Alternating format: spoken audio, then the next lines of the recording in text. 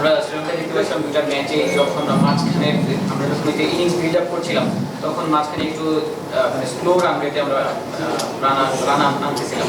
ওই সময়টাতে মনে হচ্ছিল যে পেছনে যারা ব্যাটিং করবেন শামীম পাটোয়ারি কিংবা জাকেররা যখন ব্যাটিং করবেন তাদেরকে সিচুয়েশন ডিমান্ড করতেছিল ওই সময়গুলোতে। তো মনে হয় কিনা যে যে বেশি ছন্দে আছে বা যে বেশি ফর্মে আছে তার মিডলে আসলে একটু বেশি সময় থাকা উচিত, লাইক শামীম পাটোয়ারি যে আসলে শুরু থেকে মারতে পারে। শামীমের মানে ব্যাটিং অর্ডারটা একটু আগানো যায় কিনা?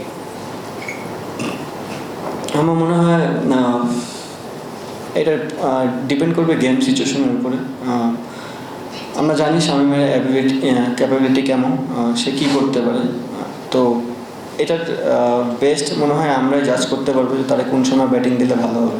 আমার এক্সাক্ট কোশ্চেনটা ছিল শাহরুখ কি মিরাজের বা ওই জায়গায় কি আগে আসা যায় কিনা?